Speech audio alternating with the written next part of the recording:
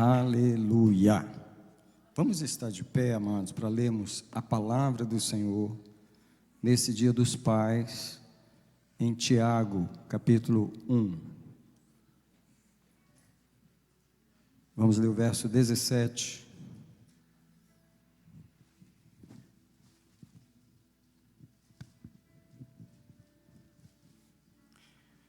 Um privilégio para mim poder trazer uma mensagem hoje aos pais.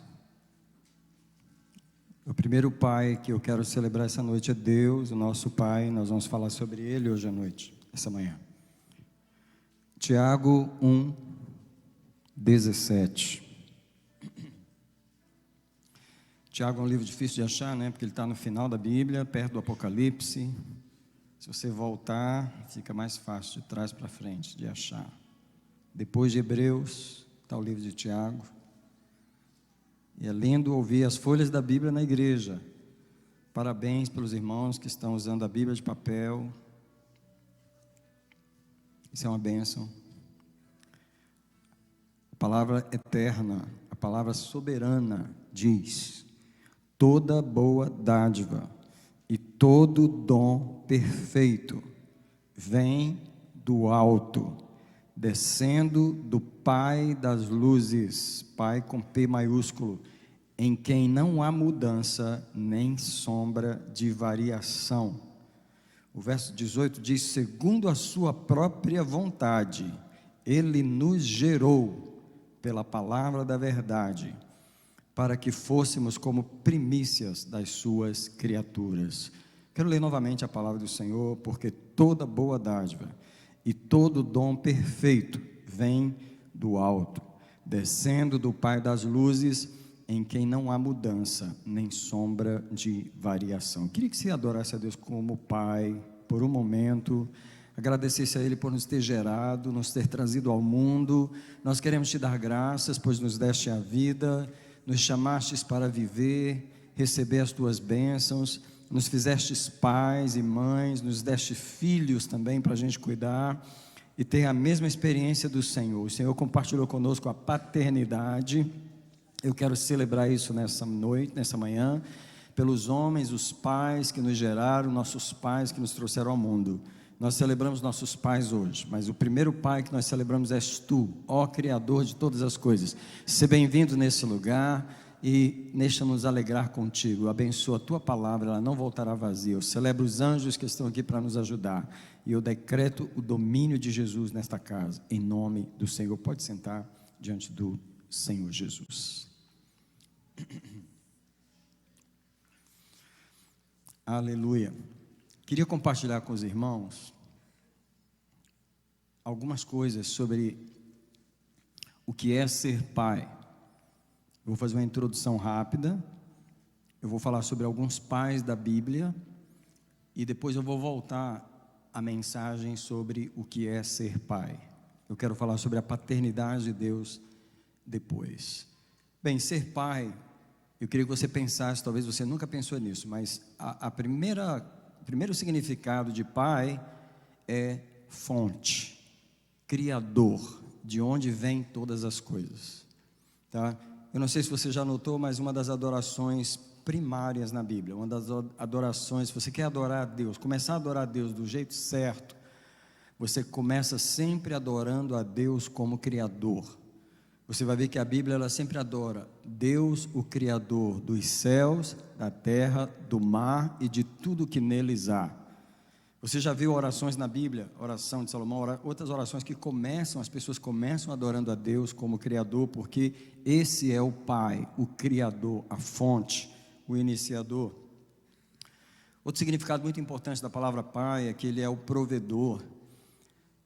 Não teria como Deus sustentar aquilo que Ele criou se Ele não provesse a continuidade da criação. Toda a criação de Deus é dependente de Deus para continuar. Por isso nós cantamos essa música Dependente, porque hoje é um dia muito próprio de declarar para Ele: eternamente dependente de Ti eu sou. Porque se Deus não nos provê, primeiro Deus provê o nosso início, o nosso gerar, o nosso começo, Ele nos gera, mas se Ele não continuar nos provendo, a gente para de existir. Os planetas continuam em ordem, toda a Terra continua em ordem, porque Deus continua sustentando a sua criação, provendo a sua criação. Esse é o Pai. O Pai não é aquele que gera uma coisa e abandona.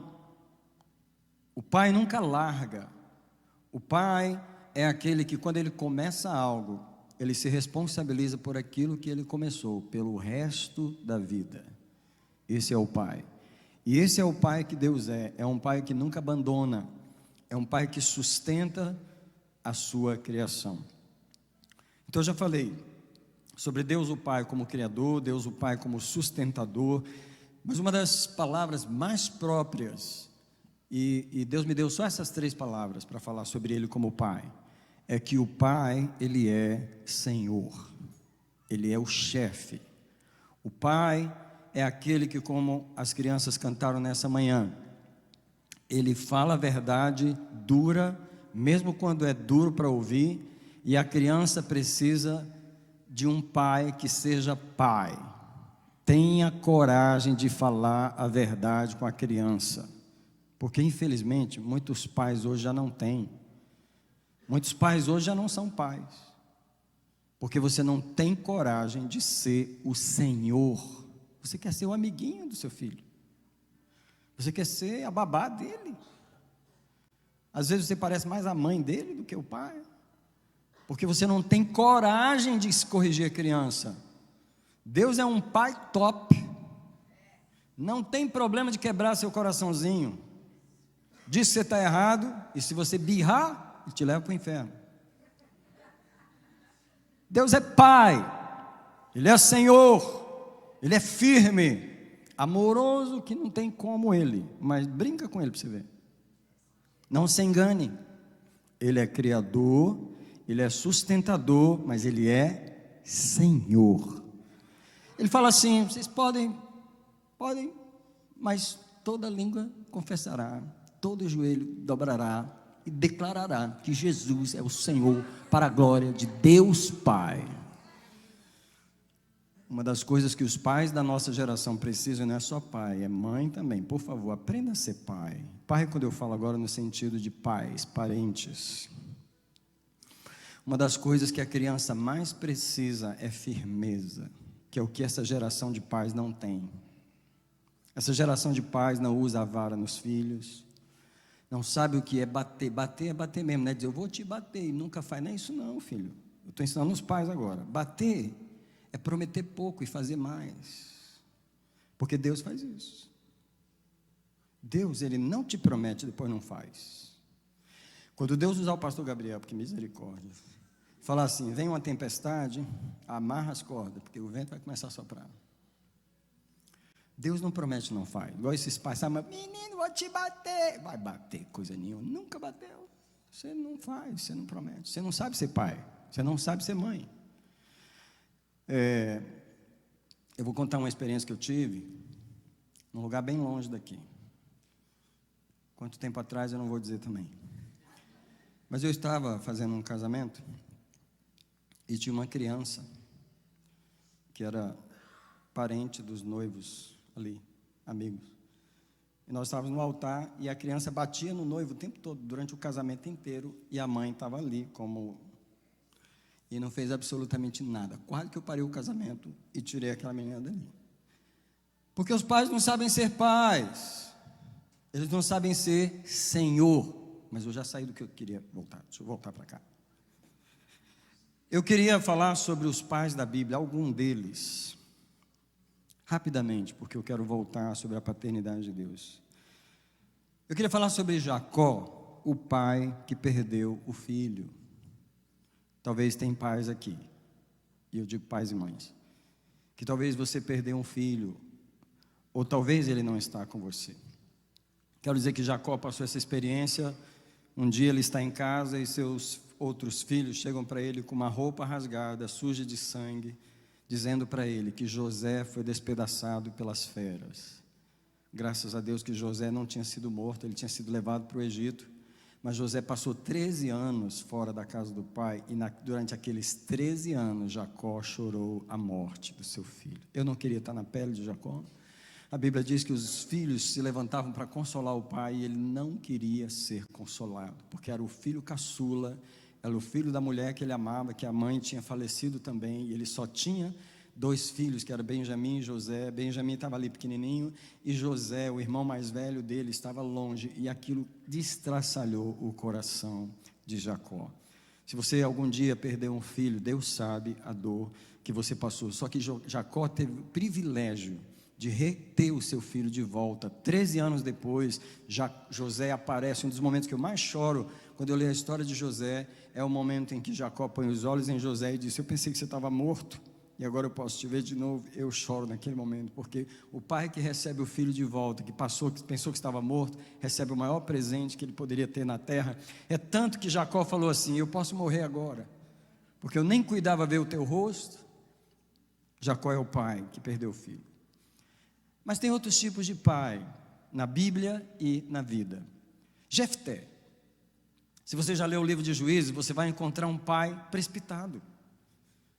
Um pai precipitado. Todo pai precipitado, ele toma decisões que vão trazer morte na família. E o que Jefté fez, supondo ser um homem de Deus, é dizendo: se eu voltar dessa guerra e o Senhor me der vitória, eu vou oferecer o primeiro que sair da minha casa em sacrifício. Só tinha uma filha. Quando ele vai chegando em casa, quem que corre ao encontro dele? A filha. Deus nunca pediu sacrifícios humanos, nunca, jamais. Nenhum lugar na Bíblia Deus pediu, mas o homem era precipitado. Tem pai que oferece para Deus o que ele não está pedindo. Tem pai que pensa que Deus quer certos sacrifícios. Deus não queria que ele fizesse aquilo, e Deus nem pediu. Deus preferia que ele se arrependesse daquele voto, mas ele foi em frente. E o que a Bíblia deixa claro é que Jefté sacrificou a sua filha para cumprir a sua palavra. Ei, pai, se você der alguma palavra precipitada algum dia, é melhor você ir diante de Deus, se arrepender e pedir perdão. Não siga adiante com a precipitação. Às vezes se precipitou em vender a casa, se precipitou em mudar de um lugar para o outro, se precipitou em mudar de emprego, se precipitou em tomar uma decisão financeira. Ei, não siga em frente com orgulho, volte atrás. Deus prefere corrigir do que você ter o prejuízo. Mas eu queria falar sobre Isaac. Isaac foi um pai que foi manipulado pelo filho. A história conta que Isaac tinha 2 filhos, Esaú e Jacó.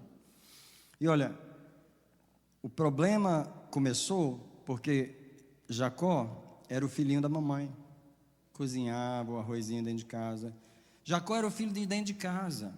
E a Bíblia diz claramente, e eu vou ler, eu quero que se abra em Gênesis, para você ver um problema que não pode acontecer dentro das famílias. Gênesis 25, verso 28. É um versículo triste, tá? Porque fala assim, ó, Gênesis, primeiro livro da Bíblia, tá? Gênesis 25, 28.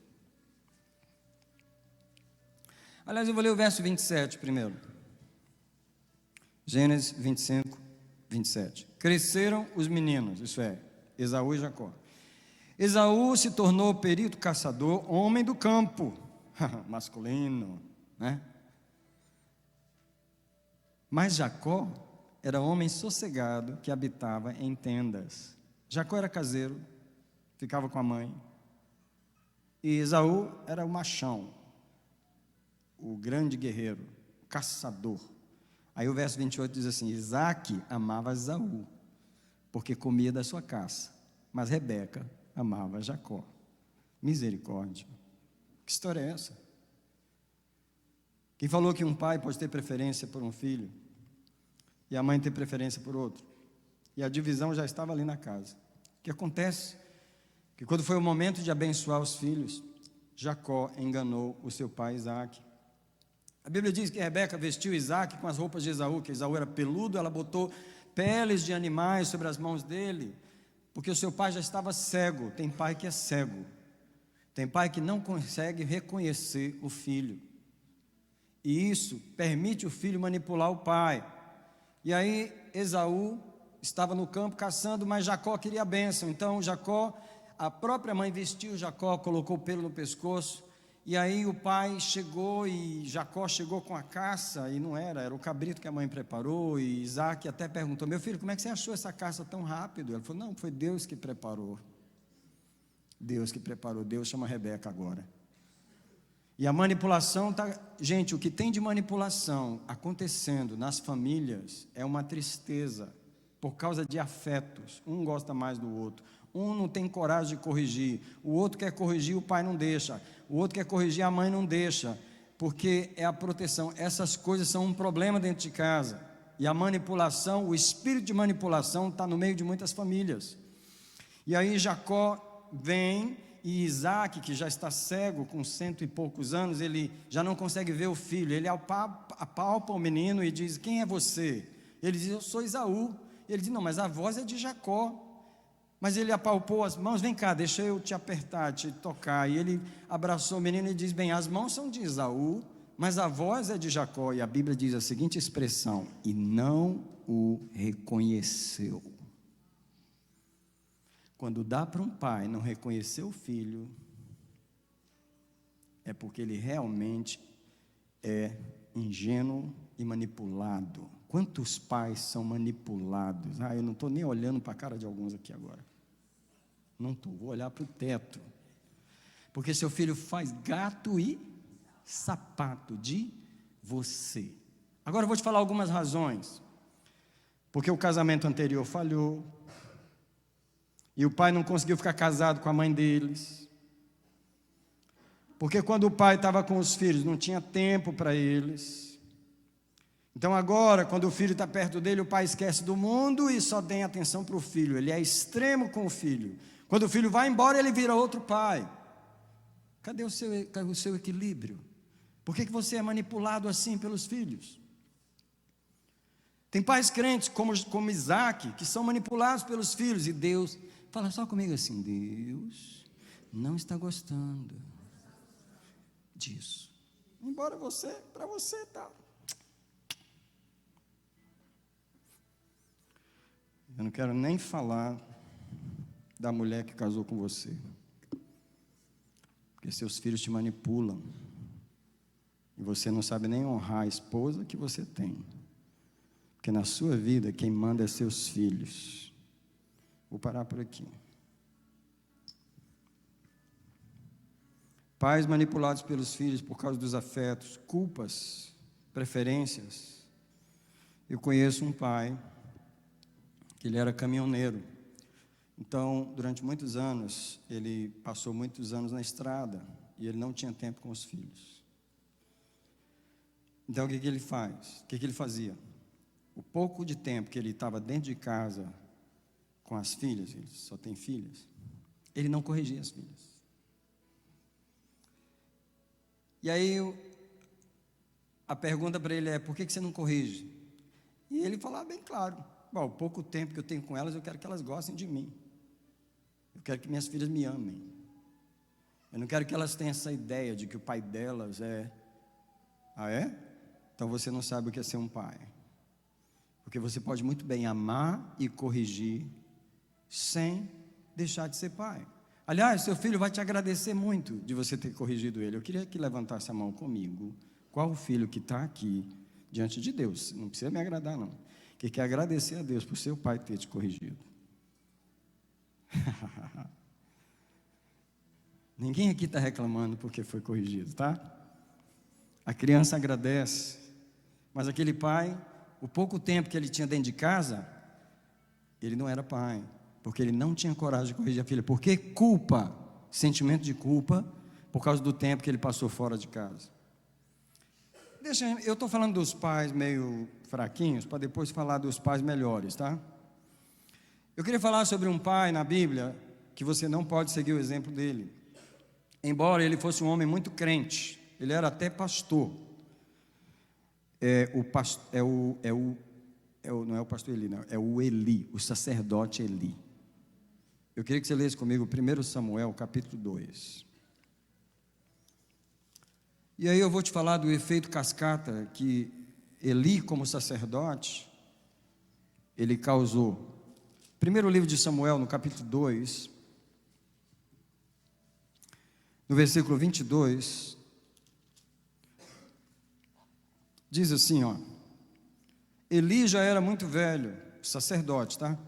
Ele ouvia tudo quanto seus filhos faziam a todo Israel. Olha o que eles faziam. Eles se deitavam com as mulheres que ministravam na porta da tenda da revelação. Ei, nós estamos falando do pastor principal, do sacerdote de Israel. Os filhos dele eram adúlteros, prostitutos, na porta do templo. Esse é o verso 22. Se você voltar no verso 17, diz assim: Era, pois, muito grande o pecado destes jovens perante o Senhor, porquanto os homens vieram a desprezar a oferta do Senhor, por causa dos filhos do sacerdote Eli. Quando chega no versículo 29, Deus diz essas palavras para Eli: Por que desprezais o meu sacrifício e a minha oferta que ordenei que fizesse na minha morada? Olha as palavras de Deus para Eli: E por que honras a teus filhos mais do que a mim? Tem pai que faz isso. Os filhos é antes de Deus. De modo a vos engordardes do principal de todas as ofertas do meu povo Israel. Olha o verso 30. Portanto, assim diz o Senhor Deus de Israel: Na verdade, eu tinha dito que a tua casa e a casa de teu pai andariam diante de mim perpetuamente. Veja, Deus mudou até o que ele falou. Mas agora, diz o Senhor, longe de mim tal coisa, porque eu honrarei aos que me honram, mas aos que me desprezam serão desprezados. Eu tenho 2 filhos. Então você não pode virar para mim e falar: pastor, não tem filho e não sabe do que está falando. Eu sei do que eu estou falando. Eu sei o quão preciosos nossos filhos são para nós. Mas uma coisa eu sei também: eles não podem tomar o lugar de Deus na nossa vida. Olha, hoje eu não vou fazer o encontro de casais, que eu estou quase fazendo, mas não vou fazer ainda. Porque uma das primeiras coisas prejudicadas no lar é o casamento, por causa dos filhos. E olha, os filhos que estão aqui não têm culpa nenhuma, a culpa é do seu pai, filho. A culpa é da sua mãe, que põe você em primeiro lugar do que seu marido, do que sua esposa. Porque Deus não falou assim: amem os filhos em primeiro lugar, esposa e marido em segundo. Deus colocou o casamento em primeiro lugar. Mas os pais são tão idólatras dos filhos, me perdoa estar falando assim hoje, que o casamento está seguro pela misericórdia. Porque não sabem honrar. Os cônjuges só sabem honrar os filhos. Faz o que quer para os filhos. Se fizesse para Deus 10% do que faz para os filhos, meu Deus, Deus é adorado, Deus estava feliz. Porque nós precisamos reconhecer que uma das maiores idolatrias da nossa vida são os nossos filhos. Deus falou para Eli: eu disse que eu ia te honrar, mas quer saber? Mudei de ideia. Eu vou honrar os que me honram, mas os que me desprezam serão desprezados. Agora eu vou te falar do efeito cascata. Sabe quem está sendo criado na casa de Eli? Samuel. Agora eu vou te falar, o grande profeta de Israel não soube ser pai, porque agora eu vou te dar o exemplo de quando você não tem um pai como exemplo. E Samuel foi esse homem que não soube educar os filhos. Você pode ser um grande pastor, não saber educar os filhos. Você pode ser um grande profeta, não saber educar os filhos. Você pode ser um grande rei e não saber. Então, olha só, 1 Samuel capítulo 8, você estava no 2, vai 2 páginas para frente, no capítulo 8, verso 1, e agora eu estou falando do grande profeta Samuel. Ora, havendo Samuel envelhecido, constituiu a seus filhos como juízes sobre Israel. O seu filho primogênito chamava-se Joel, o segundo Abias, e julgavam em Berseba. Presta atenção. Seus filhos, porém, não andavam nos caminhos dele, mas desviaram-se após o lucro, recebendo propinas, perverteram a justiça.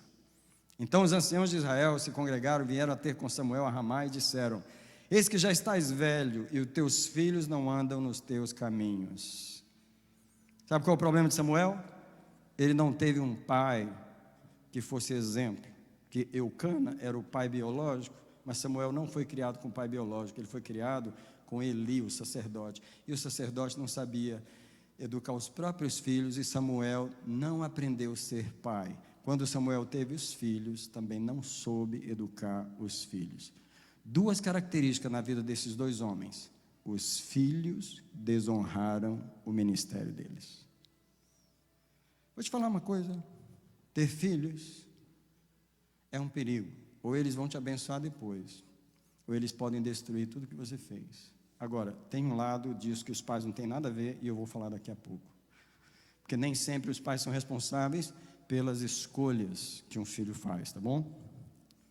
Agora eu queria falar de um outro pai, Davi.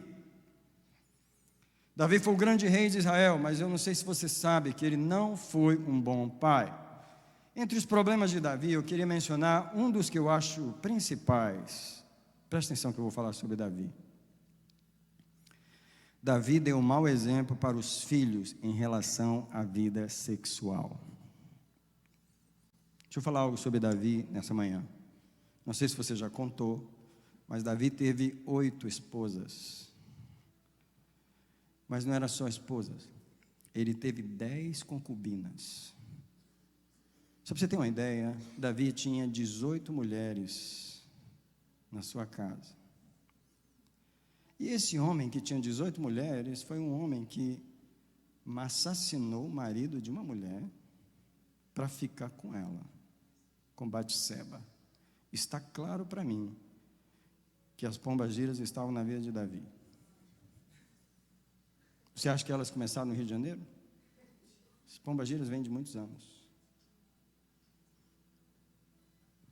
E aí, sabe o que acontece? Quem foi o rei que teve 1000 mulheres? Filho de quem? De onde ele herdou essa bênção? Do pai, que apesar de ter sido um homem de Deus até morrer, nunca resolveu o problema da sua vida sexual. O que você não resolver, você vai deixar para o seu filho. Você pode até cumprir o seu propósito na vida, ser um grande homem de Deus, ter um grande ministério. Eu quero saber o que você está deixando para os seus filhos lidarem. Que Salomão não escapou de ter 700 princesas e 300 concubinas. O homem tinha 1000 mulheres. Eu não quero nem conversar com Salomão, não quero papo com Salomão. Só sei de uma coisa: Salomão fez coisas horríveis no final da vida. Você pode não crer, mas Salomão chegou ao ponto de oferecer filhos em sacrifícios aos demônios. No final da vida, Salomão fez isso, porque ele diz que as mulheres lhe perverteram o coração. E sabe o que Salomão fez? Ele fazia um altar para cada uma das mulheres. Ele disse assim: minha mulher não pode nem morar aqui nessa casa, de tão pervertida que a bichinha era, ela não podia nem morar no palácio que ele fez. Ele fez um palácio para uma, ele fez outro para outra, porque elas tinham os seus deuses, e ele casou ali por alianças políticas. Ele casou com aquele monte de mulheres. Uma das mulheres que ele casou foi a filha do rei do Egito, e ela tinha o seu sacrifício. Você imagina Salomão tendo filhos com aquela mulher, e aquela demanda desse monte de filhos e mulheres. De quem ele herdou isso? Do grande rei Davi. Se eu fosse você, eu resolvi os problemas que eu já tive, para que não fique para os meus filhos. Eu vou te dar um outro exemplo péssimo de Davi, embora que hoje é o dia que Davi não vai ficar bonito no filme. Em 1 Reis capítulo 1, eu quero ler com você, se você puder abrir. Se você está em Samuel, é só ir para frente, e você tem 2 Samuel e 1 Reis. No capítulo 1, eu queria que você olhasse essas coisas aqui. O primeiro livro dos reis. Um outro problema de Davi. E o verso 1, primeiro versículo do livro diz assim: ora, o rei Davi já era velho. E olha, eu queria parar aqui um pouquinho, porque algumas coisas em nossa vida vão se manifestar justamente quando a velhice chegar. Aquilo que você não resolveu, quando você ficar velho, você vai ver acontecer. Se fosse você, eu resolvia as coisas, entendeu? E o rei Davi já era velho, de idade muito avançada. E aí no versículo 5 diz que Adonias, que é um dos filhos de Agite é uma das 8 esposas que ele tinha, tá bom? Se você não sabia, está conhecendo ela hoje. Então Adonias, filho de Agite, se exaltou e disse: eu reinarei no lugar do rei Davi. E ele preparou para si cavalos e cavalheiros, e 50 homens que corressem adiante dele. Presta atenção, o seu pai nunca escolheu esse homem para governar, ele tinha escolhido Salomão. Mas Adonias, que era um dos filhos, decidiu tomar o reino. Mas o versículo 6 explica por quê. Ora, seu pai nunca o havia contrariado. Não, filhinho, vou te corrigir não, faça o que você quiser. Você quer ver esse filme? Não, pode ir. Você quer ir para o mercado? Não, vai. Você quer fazer isso? Não, vai. Eu não digo não para você, eu não te contrario. Um dia você vai ser contrariado. Se você não tem coragem de contrariar aquele anjinho, um dia você vai ser contrariado por ele. Porque um filho não é suposto desonrar o pai, mas como a gente vê pais e mães passando vergonha na rua, com os pirralhos que nem aprenderam ainda a falar, e eles é que dominam os pais. Isso é uma vergonha. Os pais que não têm pulso, não sabem corrigir. E Davi diz aqui, nunca o seu pai o tinha contrariado, dizendo, por que fizeste assim, meu filho? Além disso, o rapaz era muito bonito de parecer, e era o mais moço de Absalão. Imagino Davi dizendo, meu filho é... Bem, vamos sair desse tipo de pais e passar para um outro tipo de pais. Eu queria falar sobre Jonadab, um pai que talvez alguns de vocês vão ouvir falar dele a primeira vez hoje. Ele está no capítulo 35 de Jeremias. E agora nós vamos ver um tipo de pai diferente desses que eu falei até agora. Jonadab aparece no capítulo 35 de Jeremias, aí pelo meio da Bíblia. E no versículo 5, diz assim, os recabitas, eles são filhos de Recabe, tá? Recabe é um dos descendentes de Jonadab. Então tinha essa família dos recabitas. Então o Senhor mandou a Jeremias chamar os recabitas e colocar vinho diante deles. E pus diante dos filhos dos recabitas taças cheias de vinho e copos cheios de vinho. E eu falei, bebei vinho. Eles, porém, disseram, não beberemos vinho. Por quê? Porque Jonadab, filho de Recabe, nosso pai, nos ordenou, nunca jamais bebereis vinho, nem vós, nem vossos filhos. O verso 8 diz, obedecemos a voz de Jonadab, filho de Recabe, nosso pai, em tudo quanto nos ordenou, de não bebermos vinho em todos os nossos dias, nem nós, nem nossas mulheres, nem nossos filhos, nem nossas filhas. Jonadab é um pai que ensinou os filhos a não tocar em bebida forte, e eles o obedeceram. Gerações mais tarde, tão forte foi aquele ensinamento que Deus falou para Jeremias, se eu te falar, quando um pai ensina os filhos como que é, chama os recabitas e coloca vinho para eles beber, para tu ver o que eles vão te falar. Foi um teste que Deus mandou fazer.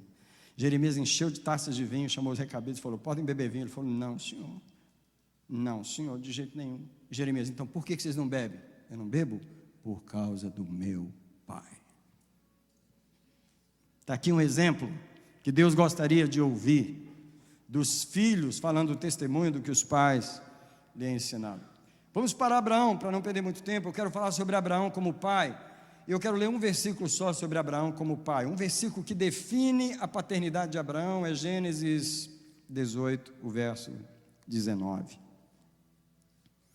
E aqui é interessante que Deus até explica por que ele escolheu Abraão para ser o patriarca de Israel. Por que Deus escolheu Abraão para ser esse homem que foi o primeiro homem a Deus chamar?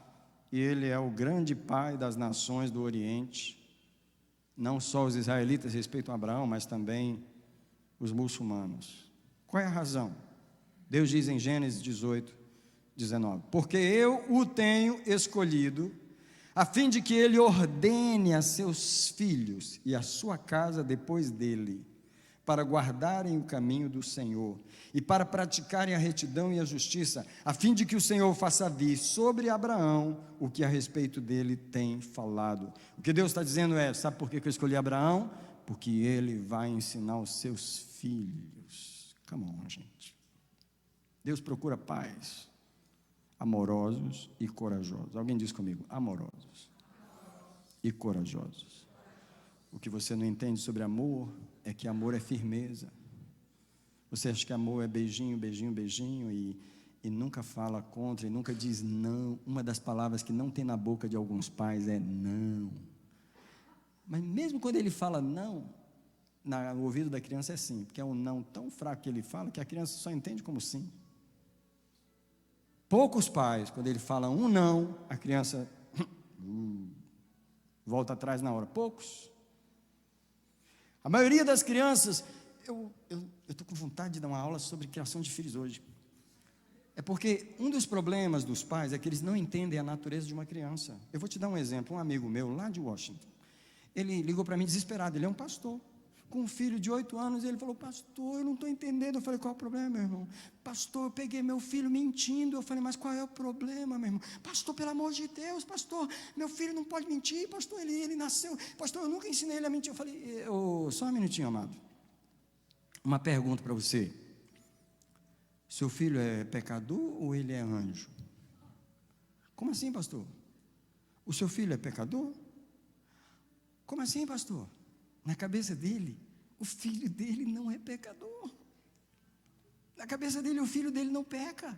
Essa coisinha fofa, maravilhosa, meu Deus do céu, essa maravilha, não tem pecado. Tu não sabe a natureza de uma criança.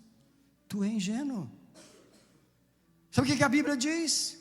A estultícia, isso é, a loucura, está ligada ao coração da criança.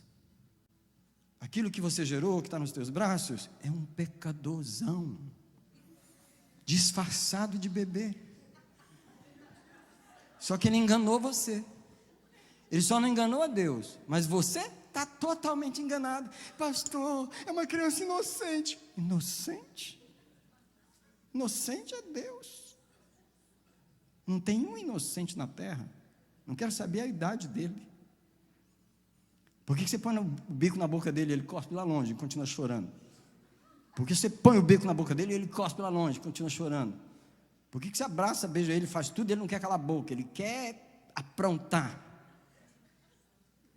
A psicologia fala que tem bebês que aprontam no ventre da mãe. Ele nem nasceu ainda, ele já está mostrando a natureza. Mas os pais são enganados, eles não entendem a natureza. Sabe por que o pai não corrige? Porque ele acha que é um santo que tem ali. E esse é o problema. Deus ele teve prazer em Abraão, porque ele falou: eu sei que ele vai ordenar os seus filhos no caminho da justiça. Agora eu quero falar sobre outro pai. É um pai que ele viu o milagre da ressurreição na sua casa. Eu estou falando de Jairo, aquele pai desesperado que saiu correndo atrás de Jesus, porque a sua filha estava doente, quase à morte. E alguém chega no meio do caminho e fala: não incomodes mais o mestre, porque a tua filha acabou de morrer. Jairo, porém, não larga os pés de Jesus. Jesus olha para o rosto aflito de Jairo e diz assim: não temas, crê somente. Jesus vai até a casa de Jairo, manda todo mundo sair, chama o pai e a mãe. Jesus quer mostrar um milagre para você na vida do seu filho. Se você tiver coragem de entrar no quarto sozinho com Jesus. Jesus mandou todo mundo sair, chamou a mãe e o pai da criança, e a menina de 12 anos morta na cama. Jesus pega na mão da menina e diz: Talita cumi, levanta-te. A menina levanta e pede de comer. Jesus apenas diz: dá de comer para a menina, e Jesus sai. Alguém diz: Jesus faz milagre. Se tem um pai aflito, se tem um filho distante, se tem um filho que a mente virou, Jesus faz milagre. Você pode ver um milagre na sua vida. Agora eu queria falar de José, marido de Maria, o pai adotivo de Jesus. Pelo privilégio que aquele pai teve, que nenhum de nós teve, e a responsabilidade que ele teve de cuidar do Filho de Deus. Que privilégio teve José? Eu queria dizer que nenhum de nós vai gerar um outro Jesus, mas muitos de nós está gerando preciosidades de Deus que você não tem ideia do valor daquela criança. Alguns de nós não sabem o que essas crianças vão ser na eternidade, o que nossos filhos serão na eternidade. José não sabia. José, ele sabia daquela palavra do anjo, ele sabia que algo especial vinha ali. José, ele desaparece do cenário da vida de Jesus, ele não chega até a idade adulta de Jesus, ele morreu, provavelmente ninguém sabe quando ele morreu, em que fase da vida de Jesus. Mas José teve o privilégio de tomar nos braços o Filho de Deus, ensinar a carpintaria. Com quem Jesus aprendeu a serrar, a pregar, vernizar, a cortar? Aprendeu com José. O privilégio que um pai tem de guiar um filho nas primeiras coisas. Esse é um privilégio de todos os homens que estão aqui. Ensinar o seu filho as primeiras coisas. José teve esse privilégio. Eu queria que você olhasse para o seu filho como um grande privilégio. Você não sabe o que ele vai ser um dia, mas o Senhor te deu esse privilégio.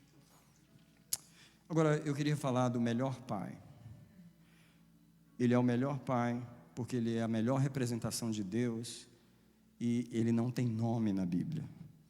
O nome dele é o pai do filho pródigo. Esse pai é o pai que melhor representa Deus. E para começar, ele tinha 2 filhos. E Deus tem 2 filhos. Isso é 2 tipos de filho. Ele tem 2 filhos que nasceram na mesma casa, que foi criado da mesma maneira, que receberam os mesmos bens. Só que ele tem um filho que rejeita a sua paternidade. Que chega para ele e diz assim: o que eu quero é herança, porque a grama está mais verde ali e eu quero experimentar. Ele entrega os bens e esse filho vai testar o mundo. Mas não é essa a única decepção que esse pai tem com o filho. Ele tem um filho dentro de casa que não sabe o que é ser pai, não sabe o que é ter a comunhão com o pai. É um filho que nunca sai de casa, mas também que nunca tem a paternidade do pai em si. No dia que aquele seu irmão volta para casa, ele faz uma briga com o pai. Por que você está recebendo esse filho de volta? Por que você está fazendo a festa para ele? Deus, ele nos dá algumas lições nesse texto. Uma delas é que, por mais que você eduque os filhos do mesmo jeito, um pai não pode tomar responsabilidade pelas escolhas que o seu filho vai ter. Você fez o seu melhor, você deu o seu melhor. Você não pode garantir, ficar se culpando porque o seu filho não fez isso, porque ele não se tornou melhor, porque ele fez esse erro ou aquele. Você não é responsável pelas escolhas de um ser humano. Deus criou filhos da mesma maneira, mas quantos deles não fazem o que o pai ensinou? Tomaram o caminho de rejeitarem a paternidade do seu pai. Agora, as características desse pai é que primeiro ele permite os filhos serem o que os filhos querem ser. Ele não os obriga, ele ensina, ele provê, e quando o filho pede a herança, ele dá. Porém, ele fica esperando o filho voltar, e aqui está a característica de Deus como pai, porque ele é esse pai que ele sempre vai esperar. A Bíblia diz que o pai ia todos os dias para fora esperar o seu filho voltar. Esse é Deus, e ele é o pai que faz a festa quando o filho volta para casa. Deus é esse pai que foi lido na leitura inicial hoje, e ele conversa com o outro filho que está dentro de casa, para que possa aceitar o seu irmão. Deus está sempre tentando reconciliar a sua família. Eu queria terminar essa palavra com algumas coisas sobre a paternidade de Deus. Quando fala de paternidade, nós estamos falando da cobertura de Deus sobre a sua criação, e deixa eu explicar que tudo que Deus criou é protegido debaixo da paternidade. O sustento, a proteção está debaixo da paternidade. Só que paternidade é uma coisa que o filho tem que se submeter. Paternidade não é uma coisa que Deus obriga sobre nós. Tem muitos filhos que não estão debaixo da paternidade de Deus, porque eles fogem da paternidade de Deus. Eles ficam distantes. Deixa eu dizer que quando eu falo de paternidade, eu tenho que mencionar o espírito de orfandade. E o que é o espírito de orfandade? O espírito de orfandade é o espírito de solidão, de isolamento e de abandono que entrou no ser humano quando ele foi expulso do jardim do Éden. O homem vivia no jardim, debaixo da paternidade, do cuidado de Deus. Quando Deus foi obrigado a expulsar o homem do jardim, o homem se tornou órfão. E a orfandade, a solidão, o isolamento, é isso que leva as pessoas ao suicídio, é isso que leva as pessoas à rejeição, é esse isolamento de Deus, é essa orfandade. E a orfandade não é um espírito que você expulsa da pessoa. Porque a orfandade é uma mentalidade de abandono, de rejeição e de separação e isolamento. A orfandade é uma mentalidade que o ser humano tem. Eu vivo sozinho, eu não tenho ninguém por mim, eu tenho que cuidar de mim, eu não tenho um pai. Sua orfandade, ela é expulsa da nossa vida com a mudança da nossa mente, com a mudança do nosso coração, onde a gente começa a conhecer um Deus, um Pai que abraça, um Pai que chama de volta, um Pai que quer religar a comunhão, um Pai que traz a gente para perto, o Pai que enviou o seu Filho para nos trazer de volta para o jardim. Sua orfandade é um andar com Deus, onde você começa a confiar de novo no seu Pai, e aí entra na sua vida o espírito de adoção, onde você é adotado de novo por Deus. Eu queria dizer para você que, infelizmente, muita gente nas igrejas vive debaixo do espírito de orfandade. Mesmo estando na igreja, você é distante de Deus, você não sente a presença de Deus, você não se vê perto de Deus, porque a orfandade é o isolamento, a orfandade é a rejeição, é o abandono. Eu não acho que eu tenho valor para Deus, eu não sinto que Deus me ama, eu não sinto que eu tenho valor para Deus. Deixa eu dizer para você, abra mão desses sentimentos e entenda que há um Pai que chama Abba, Paizinho, que nos recebe, nos acolhe. Ele nos deu o seu Filho para nos receber nos seus filhos. Eu queria apenas ler com você alguns versículos em Romanos para a gente ir para o final. Eu quero falar sobre o espírito de adoção. Não vou ter tempo de falar sobre outras coisas por causa do tempo, mas Romanos 8, eu faço questão de terminar com estes versículos. Romanos 8, verso 14 até o 17. Quando você acha, eu quero dizer mais uma vez, o espírito de orfandade não é um demônio, ele é uma mentalidade.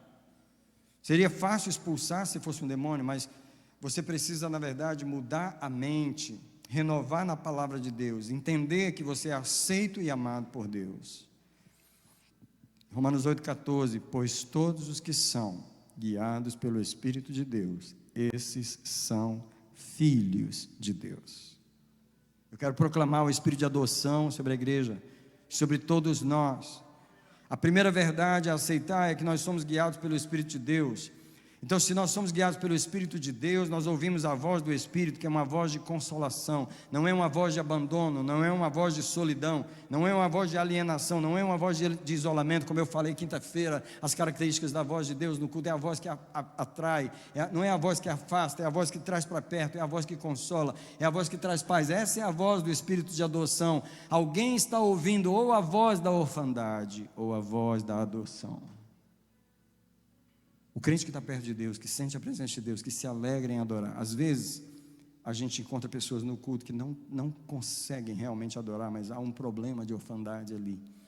Há um problema mais profundo ali. Há uma distância de Deus. E um dos problemas que entra na distância de Deus são os exemplos negativos dos pais terrenos. Que os pais terrenos foram pessoas más, pessoas duras, pessoas que não souberam amar. E o filho não consegue abrir mão daquela imagem e transfere aquilo para Deus, e agora tem uma barreira entre você e Deus por causa do seu pai terreno. E você precisa dizer, eu não tenho só aquele pai, eu tenho um pai celestial, que nunca me abandonou, nunca me rejeitou, nunca me ofendeu, nunca me violentou, um pai que sempre soube me amar. Eu queria que você abrisse os braços para ser recebido pelo Pai, amado pelo Pai, porque todos os que são guiados pelo Espírito de Deus são filhos de Deus. Você é filho de Deus, e uma das provas é que o Espírito de Deus guia você, o Espírito de Deus fala com você. Então receba a voz do Espírito de Deus nessa manhã, que é uma voz de consolação, é uma voz de ânimo, é uma voz de alegria, é uma voz de você é meu filho amado, você é meu filho amado, eu te amo, eu te aceito. Você não está longe, você está perto. Ouça a voz do Espírito Santo. Versículo 15. Porque não recebestes o espírito de escravidão, para outra vez estardes em temor. Dois demônios aqui, escravidão e temor. Mas recebeste o espírito de adoção, pelo qual clamamos, Abba, isso é, Pai.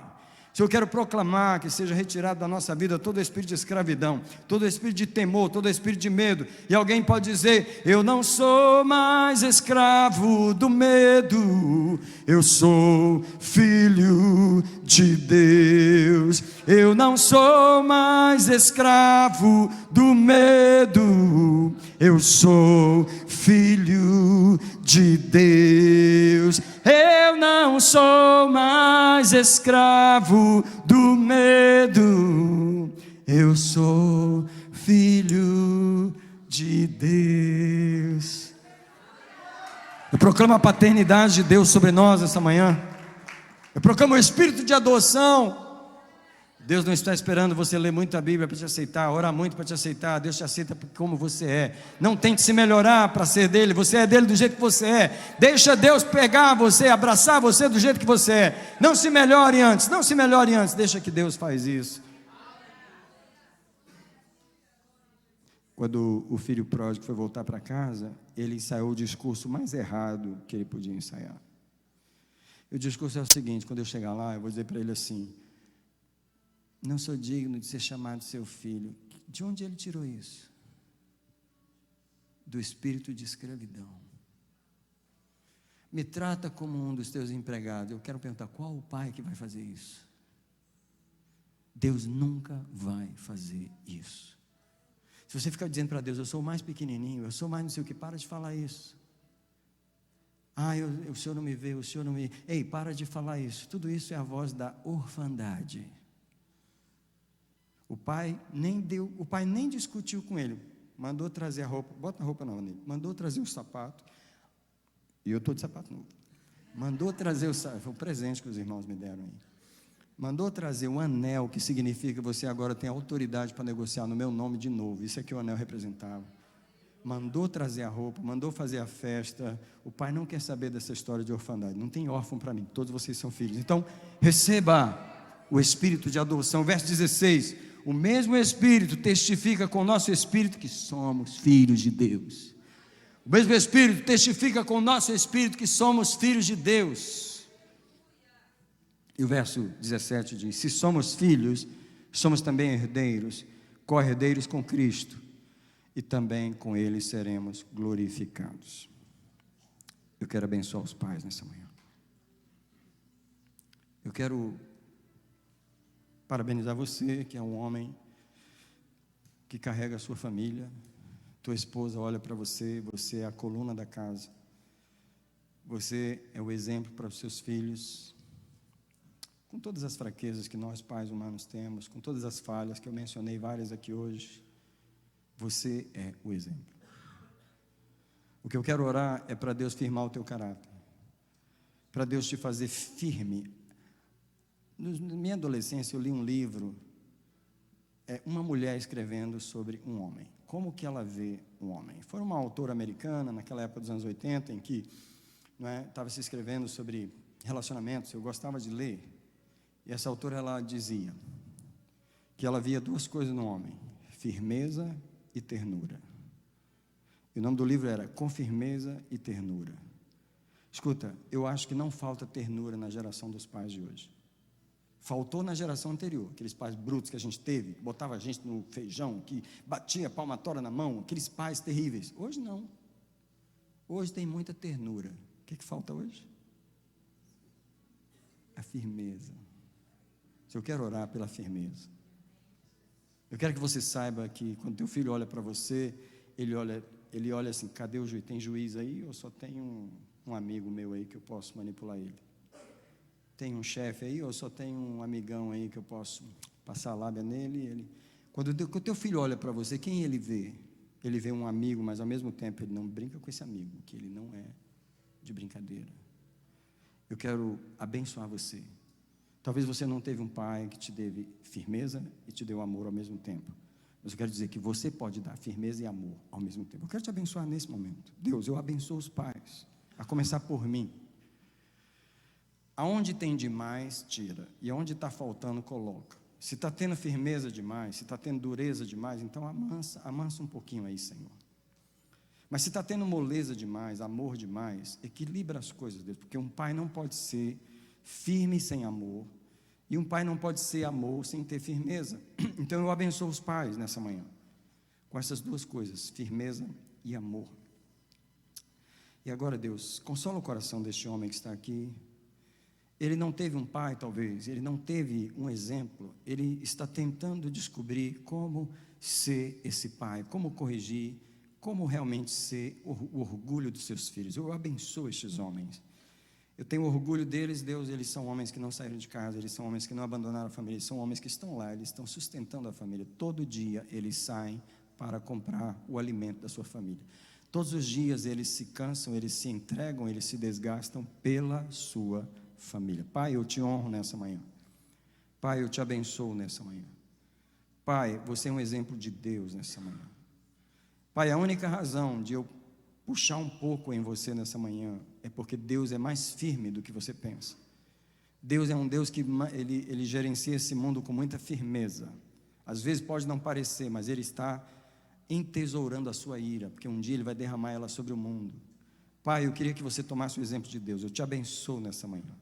Agora eu quero orar pela paternidade. Eu quero dizer que se alguém aqui não está se submetendo a Deus, não está tendo Deus como seu pai, eu ordeno agora que venha na tua mente uma graça para rejeitar a orfandade, que a mentalidade de orfandade, de abandono, de isolamento saia da tua mente, que esse espírito vai largando você, que você vai renunciando a ele, que você vai sendo aceito. Você é aceito do jeito que você é. Deus te ama, te aceita. Eu te abençoo nessa manhã, em nome do Senhor Jesus. Vamos ficar de pé nessa manhã, queridos. Queremos o teu nome engrandecer e agradecer-te por tua obra em nossas vidas. Confiamos em teu infinito amor, pois só tu és o Deus eterno sobre toda a terra e céu. Quero abençoar a última semana do mês de junho. Se você puder abrir as mãos, eu quero declarar: essa última semana será uma semana de bênção, saúde para os que estão enfermos, renovo físico aos que estão cansados. Eu quero abençoar o almoço dos pais, a homenagem que os filhos ainda vão dar nessa tarde, os presentinhos. Eu quero abençoar. Eu quero que você se sinta honrado hoje. Eu quero que você se sinta digno de representar Deus. Eu te abençoo no seu momento com a sua família. Eu abençoo o final do mês de junho. Eu celebro, Deus, tudo que o Senhor fez no mês de junho. Eu celebro esta semana. Eu declaro agora que a graça do Senhor, o Pai, o Eterno, o Criador, o Iniciador.